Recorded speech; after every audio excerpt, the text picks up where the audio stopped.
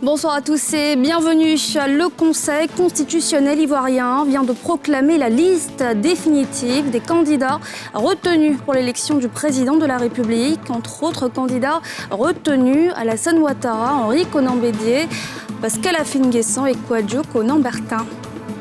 Retour à l'école pour 7 millions d'élèves sur l'ensemble du territoire national dans les établissements primaires et secondaires après plusieurs mois de vacances et une année scolaire précédente perturbée par la survenue du coronavirus, constat de ce premier jour de classe à suivre. Et puis le chef du gouvernement ivoirien était face à la jeunesse ivoirienne, toutes tendances confondues ce jour. À l'occasion, les jeunes ont exposé leur réalité. Ahmed Bakayoko a lancé un appel à la retenue dans cette période préélectorale où la tension est observée depuis quelques semaines. Le Conseil constitutionnel ivoirien vient de proclamer la liste définitive des candidats retenus pour l'élection du président de la République. Les candidats retenus sont donc le chef de l'État sortant, Alassane Ouattara, l'ex-président Henri Konan Bédié, l'ex-premier ministre Pascal Affi-N'Guessan et Kouadio Konan Bertin, dit Kakabé. Retour à l'école pour 7 millions d'élèves sur l'ensemble du territoire national dans les établissements primaires et secondaires après plusieurs mois de vacances et une année scolaire précédente perturbée par la survenue du coronavirus. Le constat de ce premier jour de classe avec Nadja Idjar et Harouna Zeba.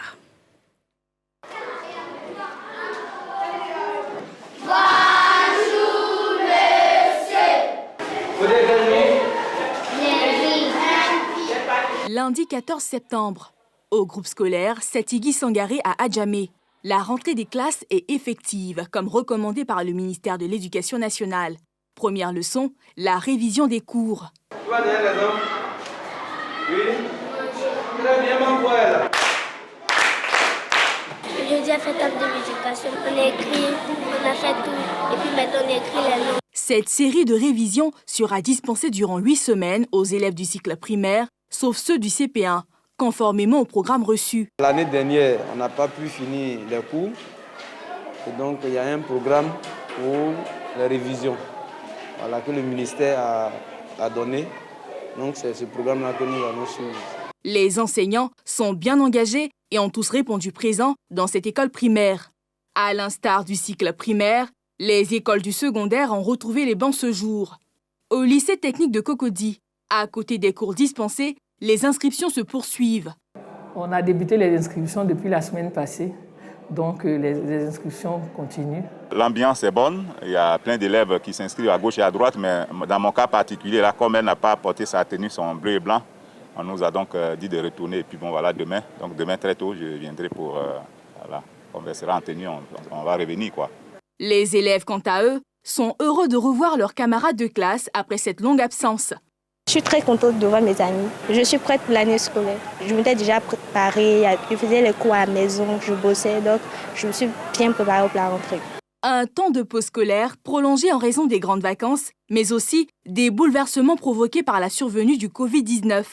Face à cette pandémie qui persiste, tout est mis en place pour éviter la propagation de la maladie dans ce lycée. Les élèves seront assis à deux, mais par contre, les autres mesures, nous avons l'instruction de les renforcer. Vous avez vu le dispositif de lavage de mains déjà à l'entrée de l'école et puis devant les différents bâtiments. Nous avons demandé, en attendant que l'État nous aide, aux parents d'élèves de fournir à leurs enfants leur cache-nez et puis le gel hydroalcoolique. Nous allons les sensibiliser quant à la tenue en classe, des embrassades, etc. La rentrée scolaire 2020-2021 accueille près de 7 millions de personnes et s'ouvre autour du thème « Tous ensemble pour une école résiliente et de qualité ». Un appel fort face au contexte de crise sanitaire qui prévaut. Le chef du gouvernement ivoirien était face à la jeunesse ivoirienne, toutes tendances confondues ce jour. À l'occasion, les jeunes ont exposé leur réalité. Ahmed Bakayoko a lancé un appel à la retenue dans cette période préélectorale où la tension est observée depuis quelques semaines. Salif Yalekwe, Fulgence Kissiedou. Lundi matin, Palais de la Culture de Treichville, salle Anoumambo archi-comble. Des jeunes de différentes sensibilités, politiques, religieuses, au rendez-vous à l'initiative du ministère en charge de la jeunesse pour échanger avec le chef du gouvernement ivoirien, Ahmed Bakayoko, sur leur réalité, leurs avis sur la situation sociopolitique de leur pays. À cette occasion, le Premier ministre Ahmed Bakayoko a invité cette jeunesse à la retenue et à la promotion de la paix. Jeunes de Côte d'Ivoire, on doit dire non à la violence. La violence n'a jamais fait prospérer quelqu'un. Restez concentrés sur l'essentiel dans la réalisation de votre destin, de votre vie. Ne vous laissez pas disperser. Ne vous laissez pas manipuler. À cette tribune des chants sans faux fuyants, tous les jeunes ont réitéré un vœu. La paix dans leur pays afin d'avoir des emplois stables. D'où l'appel à la classe politique à privilégier le dialogue. Je voudrais dire que la jeunesse de Côte d'Ivoire est fatiguée. Nous sommes fatigués de vos turpitudes. Nous sommes fatigués de vos hésitations. Nous sommes fatigués des manipulations des jeunes. Nous voulons simplement vivre. Si vous n'êtes pas parvenus à concilier les partis pour ne pas connaître ce que nous avons connu en 2010, il va vous falloir conseiller au président de la République que des solutions politiques peuvent être trouvées sans les solutions juridiques. Quant à la jeunesse estudiantine, elle plaide pour la réhabilitation des cités universitaires et la baisse des frais supplémentaires dans les établissements. Hier, les inscriptions étaient à 6 200. Aujourd'hui, c'est passé de 30 000 à 90 000. Nos résidences universitaires, depuis 10 ans, qui devaient être réhabilitées par la CIMDCI, sont encore à un état X-. Il est important que vous-même vous appuyez sur l'accélérateur pour que les étudiants soient logés.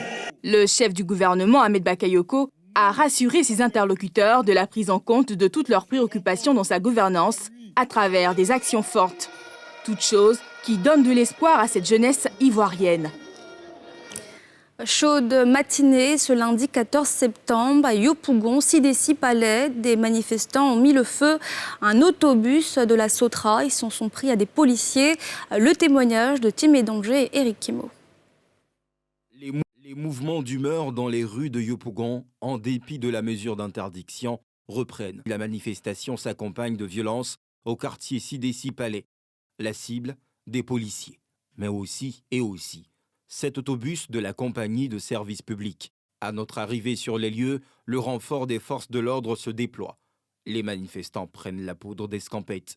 L'état de siège, levé. Le trafic reprend.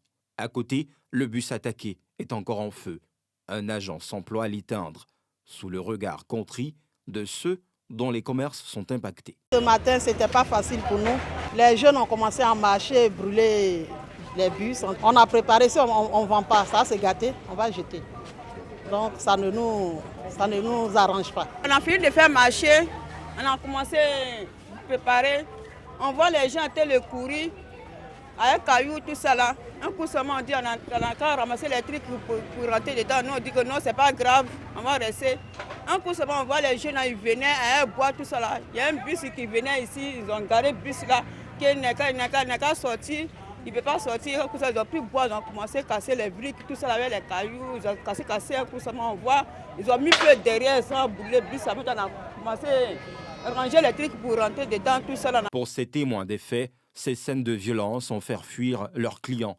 Parmi eux, les agents du tribunal de première instance de Yopougon, fermés pour éviter des casses. Les restauratrices voient ainsi leur pain mouillé. Aussi, crient-elles leur colère. Le midi, c'est maintenant on met photo au fait tout ça là. C'est laquelle on finit tout ça là. On est déjà arrêté, on est presque 13 heures. Et qu'aller comme ça, les gens sont remplis ici pour manger comme ça. Il n'y a personne, il n'y a pas de chaise ni rien comme ça. On est arrêté comme ça. On peut marcher sans brûler, sans casser quelque chose. C'est ça on dit marcher. C'est ça on dit faire politique. Mais marcher, aller casser les choses là. C'est comme si on est en train de se détruire nous-mêmes. Puis ce bus là, c'est nous-mêmes qui montons dedans. Est-ce que c'est le gouvernement qui monte dedans? En tout cas, c'est pas bon.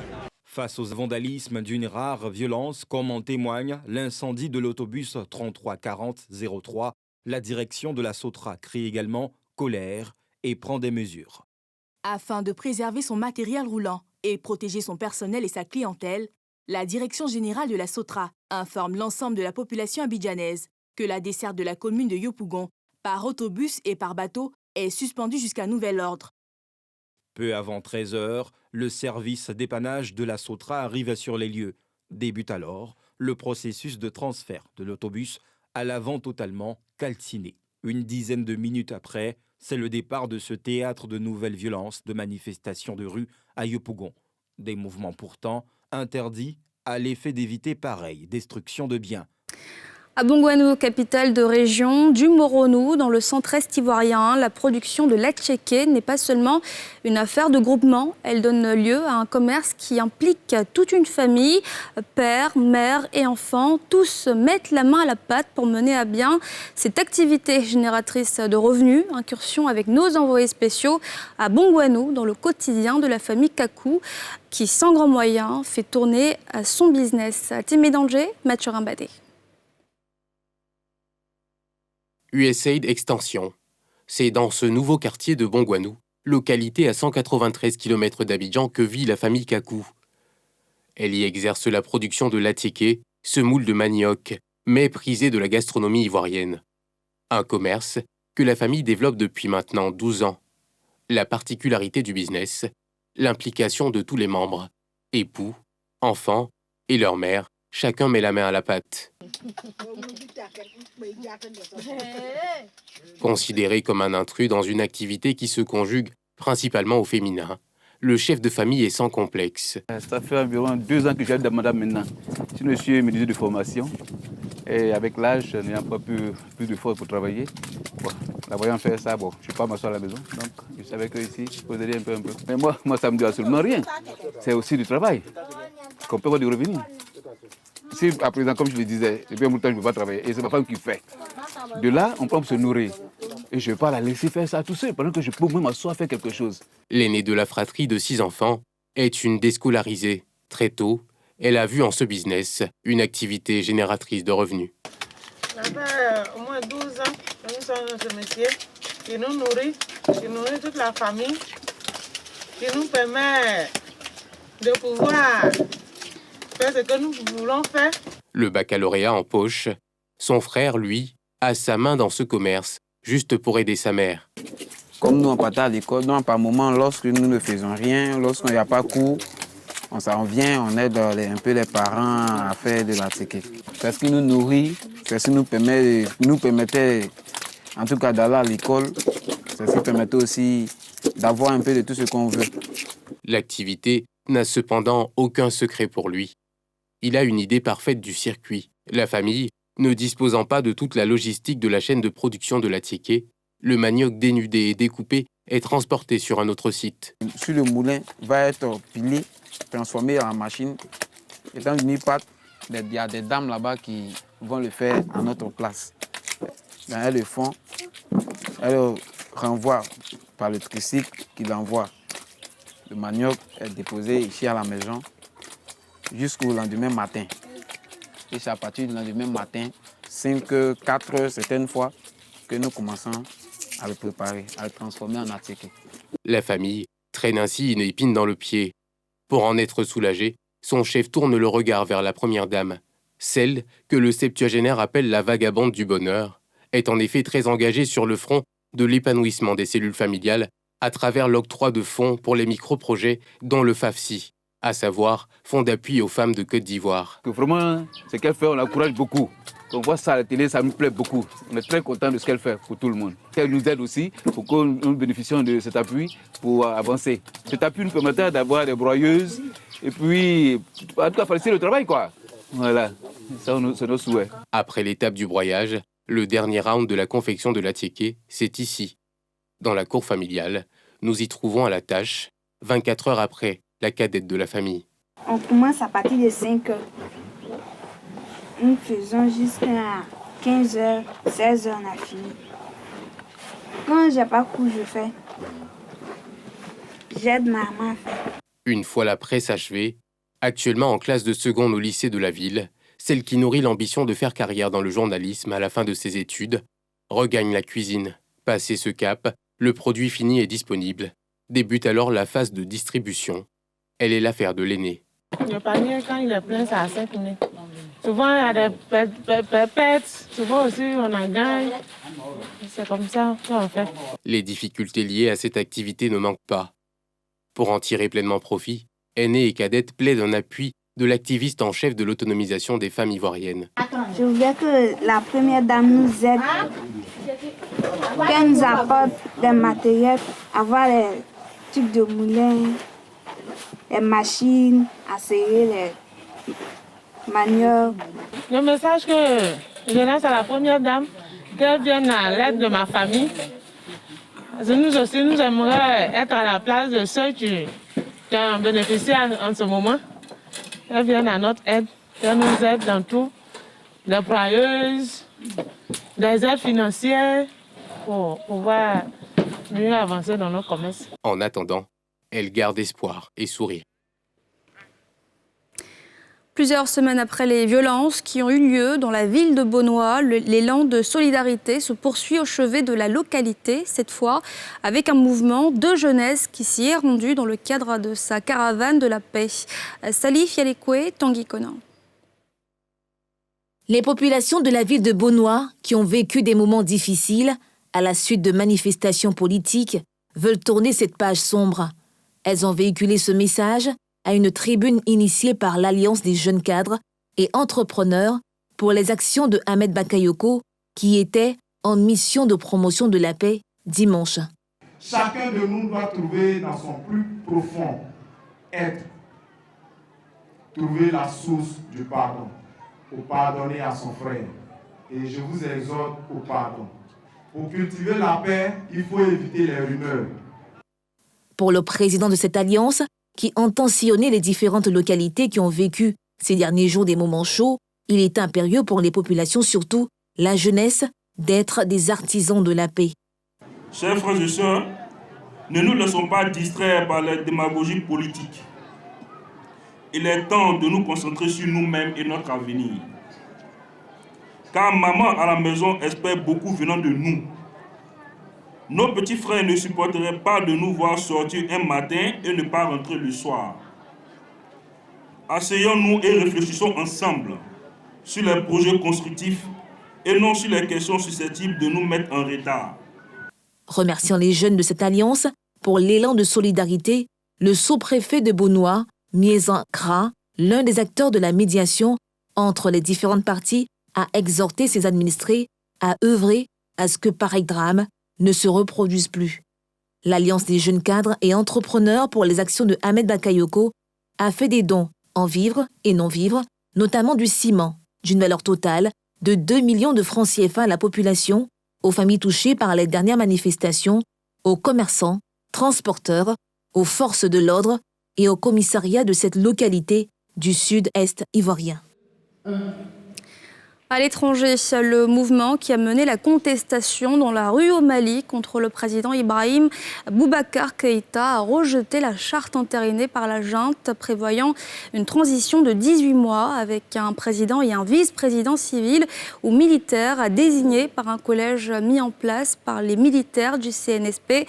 Le groupe de militaires qui a renversé le 18 août le président Ibeka est sous forte pression pour engager le processus de restauration d'un pouvoir civil qu'il a promis à Yéli Traoré. Un président et un vice-président civil ou militaire à désigner par un collège mis en place par les militaires du CNSP, un gouvernement de 25 membres et un conseil national qui auront tous une durée de 18 mois. C'est le plan que la junte malienne, sous pression de la CEDEAO et de la communauté internationale, a proposé dans le cadre de la restauration d'un pouvoir civil. Des experts désignés par la junte ont adopté cette charte de transition au terme de 3 jours de discussion à Bamako entre personnalités politiques de la société civile et militaire. Aussi, nous prenons l'engagement devant vous de ne ménager aucun effort dans la mise en œuvre de l'ensemble de ces résolutions dans l'intérêt exclusif du peuple malien. Nous demandons et espérons la compréhension, l'appui et l'accompagnement de la communauté internationale dans cette mise en œuvre diligente correcte de la charte et de la feuille de route de la transition. Les partisans d'une transition longue confiée aux militaires argants du temps et de l'autorité nécessaire pour redresser un pays au bord du gouffre. Les autres invoquent au contraire le risque d'une instabilité encore accrue dans un Sahel déjà travaillé par les groupes djihadistes et le mauvais exemple régional donné par une junte maintenue durablement au pouvoir. Je pense qu'il faut laisser aux militaires. Le cas d'ATT en 1992 a été satisfaisant, après le départ de Moussa Traoré. Donc je pense que les civils doivent céder aux militaires pour le bien de tous. Que les autres aillent préparer les élections, c'est le mieux qu'on puisse faire. La coalition d'opposants, chefs religieux et de membres de la société civile qui a conduit la mobilisation contre l'ancien président Ibeka a rejeté la charte de transition adoptée samedi par les experts, désignés par la junte, fixant les conditions du retour à un pouvoir civil. Le M5RP ne se reconnaît pas dans le rapport dont la synthèse a été lue en plénière, parce que justement, le contenu n'a pas été débattu en plénière comme prévu justement dans l'ordre du jour. C'est bien déplorable parce qu'il y a beaucoup de points d'observation qui ont été faits, commentés dans les travaux de groupe et que les rapports de groupe avaient fait ressortir, mais seulement quand la restitution a été faite en plénière, et justement, on n'a pas senti cela. Des responsables de la junte devraient aller à la rencontre de chefs d'État et de gouvernement de la CEDEAO qui se réuniront mardi à Accra, la capitale ghanéenne. La CEDEAO avait donné jusqu'au 15 septembre à la junte de mettre en place un pouvoir civil. Avant de clore ce journal, je vous rappelle que le Conseil constitutionnel a proclamé ce lundi la liste définitive des candidats retenus pour l'élection du président de la République. Les candidats retenus sont donc le chef de l'État sortant Alassane Ouattara, l'ex-président Henri Konan Bédié, l'ex-premier ministre Pascal Affi-N'Guessan et enfin Kouadio Konan Bertin. Et c'est la fin de ce journal. Merci de l'avoir suivi. Dans un instant, la télé d'ici avec Cheikh Ivan et ses chroniqueurs. Et c'est la fin de ce journal. Excellente soirée à tous.